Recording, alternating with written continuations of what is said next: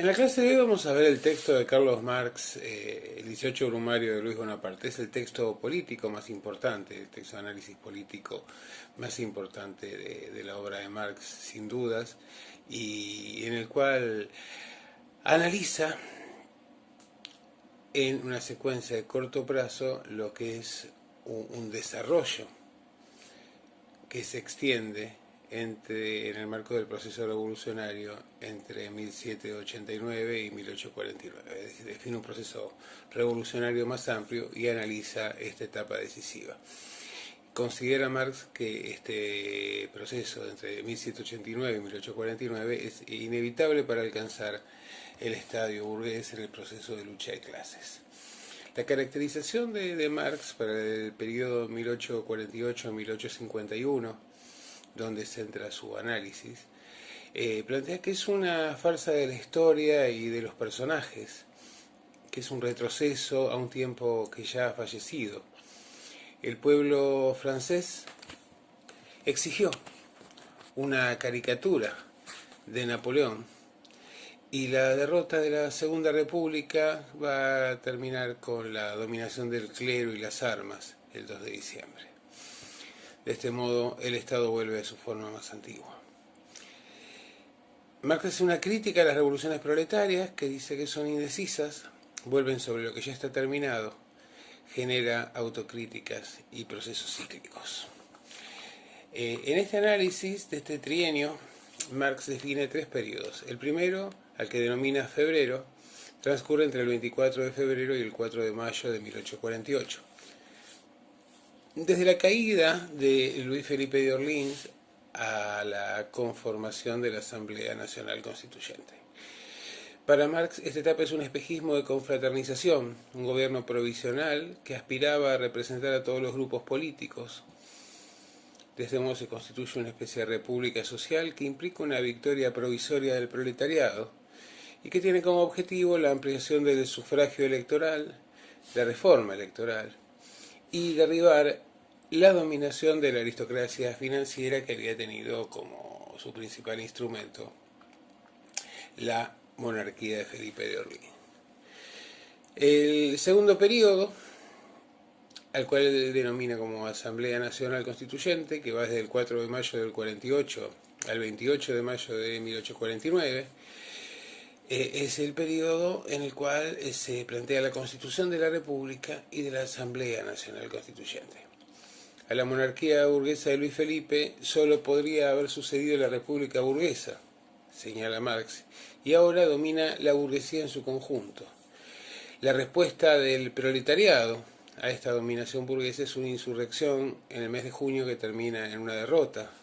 Y esto da lugar a la fundación de una república burguesa que Marx define como despotismo ilimitado de una clase sobre otra. ¿Por qué hace esto? Bueno, en primer lugar porque en Francia existen jerarquías sociales arraigadas, a diferencia de los Estados Unidos, donde hay movilidad social ascendente, clases que no se han plasmado, clases que cambian. Es muy parecido a este análisis al que hace Tocqueville en La democracia en América. La respuesta, decíamos, del Partido del Orden, uno de los grandes jugadores, tiene como principios la propiedad, la familia, la religión y el orden. El Partido de la Anarquía, que es su antagonista, es un estigmatismo del socialismo. Y se da una lucha del conjunto de las clases contra el proletariado. Los aliados de la República Burguesa van a ser la aristocracia financiera, la burguesía industrial, las clases medias, los pequeños burgueses, el ejército, el lumpen proletariado, que define como guardia móvil, intelectuales, sacerdotes, el campo. Frente a esto, se presenta al proletariado como sinónimo de comunismo, como enemigos de la sociedad. La coalición de todos los partidos da una confrontación entre una articulación mayoritaria del lado del Partido del Orden y del otro lado lo que se define como el Partido de la Anarquía, que es el Partido del Proletariado. La burguesía entonces va a llegar al gobierno como resultado de una contrarrevolución, de una derrota del proletariado en el marco de este proceso. Hay una segunda subetapa hasta el 10 de diciembre del 48. Él habla de una dictadura de los republicanos burgueses que dan origen a una nueva constitución. Marrast va a ser elegido presidente de la Asamblea Nacional Constituyente. La etapa de los republicanos burgueses solo durará desde el 24 de junio hasta el 10 de diciembre de 1848. Se lleva a cabo una redacción de una constitución republicana y se sanciona el estado de sitio en París. Se va a sancionar a consecuencia de cómo venían generándose los acontecimientos. El sufragio universal, que implica la fijación de domicilio. Las libertades civiles van a estar limitadas por la seguridad pública. Marx habla de esto como una negación de la libertad. Son libertades en la medida en que no afecten los derechos de otros y la seguridad pública, pero además todas están constreñidas a leyes orgánicas futuras que regularán el disfrute de esas libertades. Se da un juego de poderes constitucionales donde la Asamblea puede destituir al presidente legalmente, pero no a la inversa. El poder efectivo cotidiano radica en el presidente, mientras que la Asamblea Nacional aparece como un poder moral. El problema es que este poder moral no es efectivo en la práctica, razón por la cual quien tiene la capacidad de gobernar no puede destituir a la Asamblea, pero la Asamblea tiene solo un poder moral que, si bien teóricamente le permitiría destituir al presidente, en la práctica limita considerablemente los medios para que pueda hacerlo.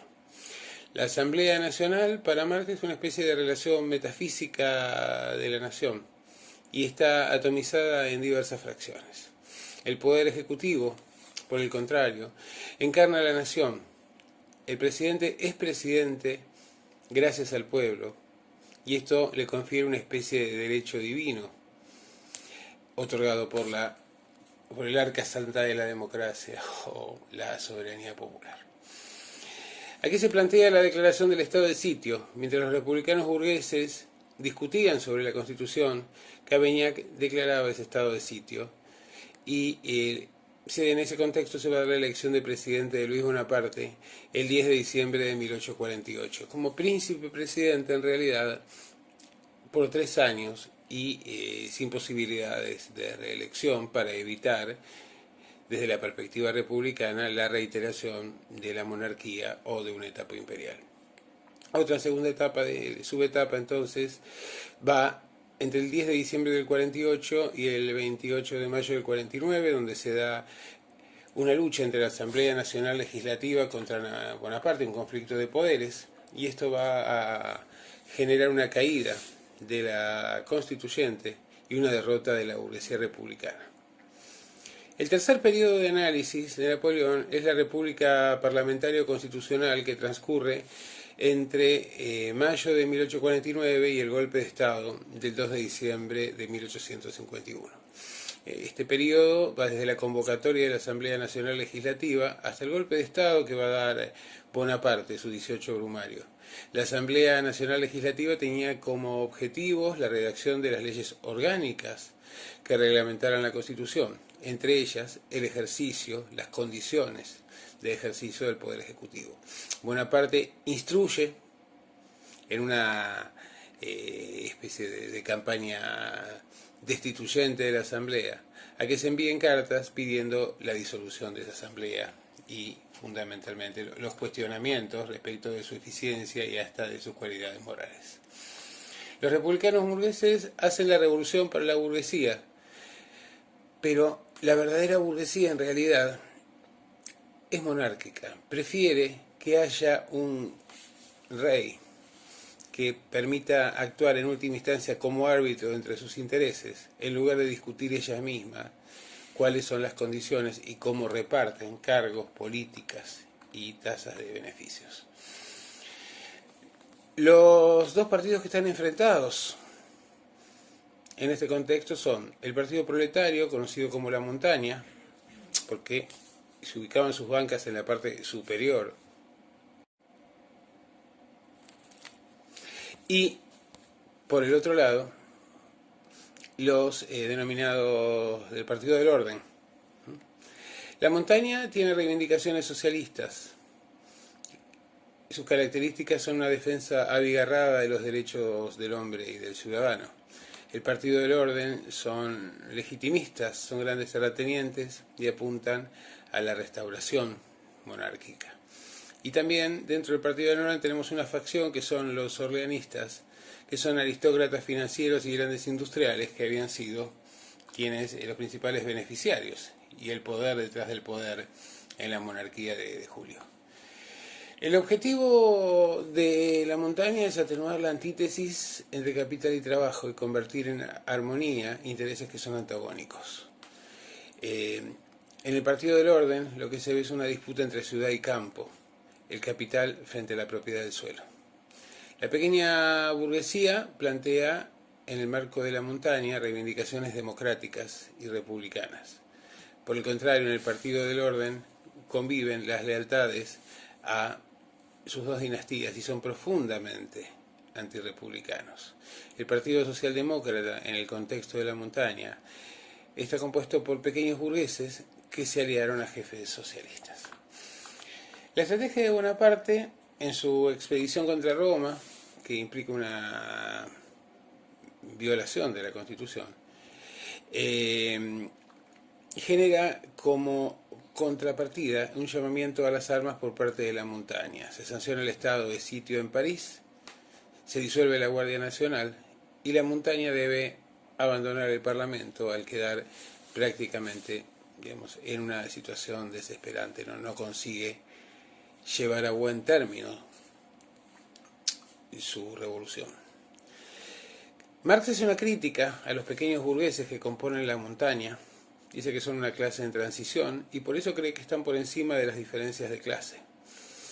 Pero lo que ellos representan, o lo que pretenden representar, es un abstracto interés del pueblo y por eso se eximen de examinar cuáles son los intereses concretos de las distintas clases que confrontan entre sí. Si pierden es porque las condiciones tienen que madurar para vencer, señala Marx. La Asamblea Legislativa suspendió sus sesiones desde agosto de 1849 al mes de octubre, dejándolo a Bonaparte en poder de la iniciativa.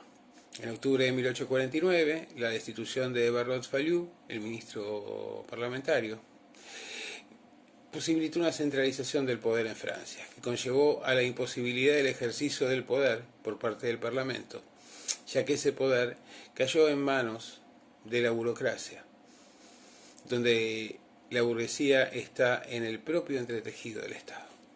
Por este motivo, la burguesía se ve forzada a destruir el carácter parlamentario por una situación de clase. Bonaparte se adueña del poder de policía, elimina la libertad de enseñanza, que queda en manos del clero, y se impone la educación religiosa para los campesinos incultos. Las libertades civiles son vistas como una amenaza socialista. La burguesía tenía la conciencia exacta de que todas las armas que había forjado contra las libertades civiles son visualizadas entonces como una amenaza socialista. La burguesía tenía la conciencia exacta de que todas las armas que había forjado contra el feudalismo ahora se volvían en su contra.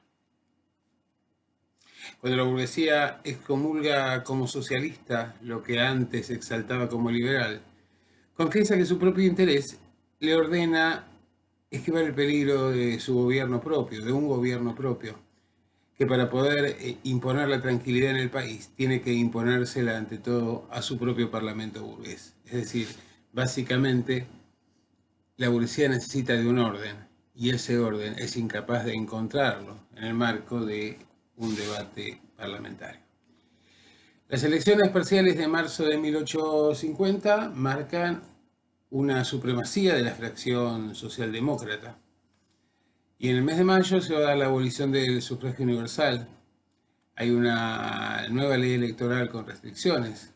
Se imponía como condición que el elector llevara 3 años de domicilio en el punto electoral y a los obreros se los condicionaba a la prueba del testimonio de su patrón. También se produce una intervención, un recorte de la libertad de prensa cuando se trate de publicaciones con tono revolucionario. El análisis de Marx de las restricciones sobre el sufragio universal señala que coincide con el auge económico, con el carácter provisorio de las conquistas liberales. La restricción de las libertades para Marx es una necesidad impuesta por la lucha de clases y además se define que la elección del presidente quedará en manos de la Asamblea Nacional o un mínimo de 2 millones de votantes. Aquí se da una nueva etapa de la lucha entre la Asamblea Nacional y Bonaparte. Por un lado se da la conformación de una cofradía compuesta por el lumpenproletariado, la Sociedad del 10 de diciembre, el ejército privado de Bonaparte. Exigencia de revisión de la Constitución. En caso de no revisión, se apelaba al pueblo en 1852. El partido parlamentario se sentía paralizado por un doble temor. Por el temor de aparecer como perturbador de la tranquilidad a los ojos de su propia clase, a los ojos de la burguesía. La caracterización de Bonaparte es que aparece o cobra vida un lumpen proletariado principesco, cooptación de los militares, de los desclasados, uso indebido de los recursos públicos. Hay un vaciamiento del poder de la Asamblea, pérdida de ministros, ya no tiene ejército, con la oposición de la opinión pública, sin ley electoral y sin apoyo del pueblo. En ese contexto se produce una descomposición del Partido del Orden y una entrega del poder militar a Bonaparte en enero de 1851. Jean Garnier, jefe militar, se postuló para presidente en la elección de 1848, pero ocupó el último lugar con menos de 10.000 votos por cada millón.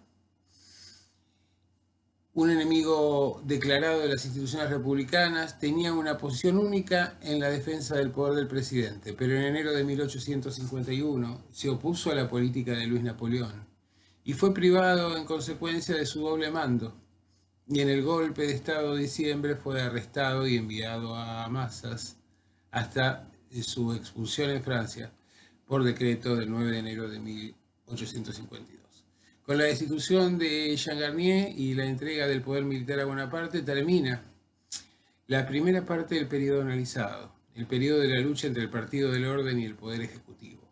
La guerra entre ambos poderes se declara ahora abiertamente. Se libra sin restricciones, pero cuando ya el Partido del Orden ha perdido sus armas y sus soldados. Sin ministerio, sin ejército, sin opinión pública a su favor, sin pueblo, sin ley electoral. Hay un vacío de poder, no hay contrapesos. Y de este modo, el Parlamento volvía a ser el antiguo Parlamento francés, que entrega el poder de iniciativa al gobierno, al Ejecutivo. Bonaparte nos habla de un cretinismo parlamentario, donde se disgrega la postura de los partidarios del orden por intereses egoístas personales, abdicando de los intereses de clase. También ve una descomposición del Partido del Orden, remoción de los ministros y elección de funcionarios no parlamentarios desde el Ejecutivo.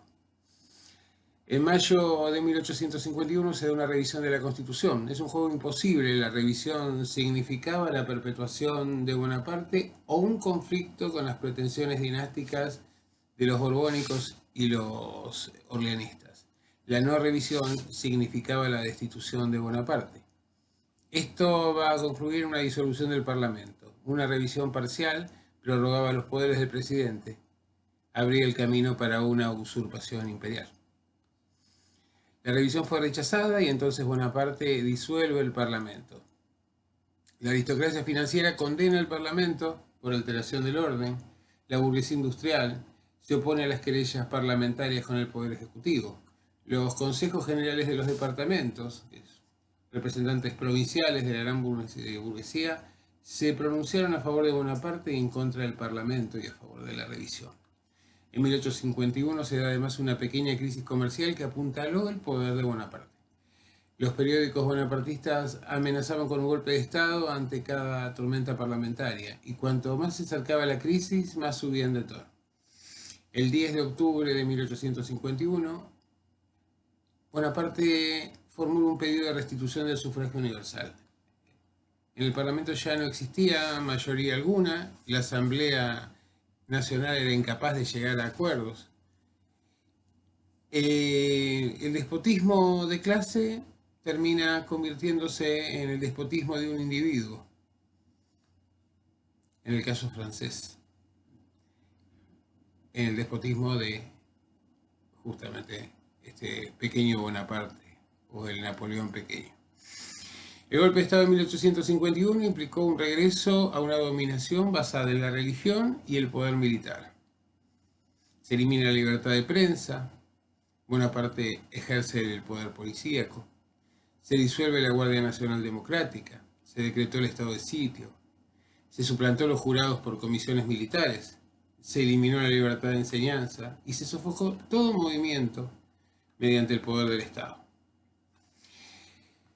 Como consecuencia de esto, que termina llevando a la monarquía, a Bonaparte, para Marx se cierra un ciclo, el ciclo revolucionario, y señala diversas fases de la Revolución Francesa desde la perspectiva de la dominación de clase. La primera está marcada por el año 1789, con una profundización de la centralización, misión de romper todos los poderes particulares locales, territoriales y municipales, desarrollar todo lo que la monarquía absolutista había diseñado, la centralización. La segunda etapa, con Napoleón Bonaparte, se da un dominio de la burocracia. La tercera etapa es la restauración borbónica, donde se instala el poder de los grandes terratenientes. Es una dinastía de terratenientes. La cuarta etapa, con Luis Felipe de Orleans, es la etapa de la burguesía financiera o la dinastía del dinero. La quinta etapa, con Napoleón III o Napoleón el Pequeño, la autonomía del Estado frente a las clases sociales, apoyo de los campesinos parcelarios, que son conservadores. Bonaparte representa a la clase más numerosa de la sociedad francesa, los campesinos parcelarios, la dinastía de los campesinos. A continuación, Marx hace una evolución del sector campesino durante el proceso revolucionario. Napoleón I impulsa un pasaje de un campesino feudal a un campesino parcelario. En el periodo burgués se da un sistema de hipotecas, descomposición de la renta agrícola, pauperización de los campesinos. Las ideas bonapartistas luego del golpe son oposición al pauperismo del orden burgués, gobierno fuerte y absoluto, a diferencia del poder parlamentario, fragmentario y débil, poder de la burocracia, poder del ejército, preponderante, poder de la iglesia. Es decir, básicamente la iglesia, el ejército, los campesinos parcelarios y este lumpen proletariado urbano constituyen sus puntos principales de respaldo. Bonaparte, Luis Bonaparte, se sabe ante todo jefe de la sociedad del 10 de diciembre, representante del lumpen proletariado, al que pertenece él mismo, su entorno, su gobierno y su ejército, y al que ante todo le interesa el beneficio personal.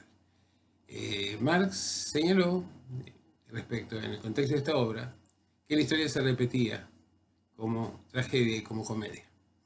Y básicamente también, de alguna manera, que buena parte es el emergente de una burocracia fragmentaria que es incapaz de resolver sus contradicciones internas de clase entre sus diversos segmentos, razón por la cual decide depositar en manos de otro, de un árbitro, la capacidad de arbitraje.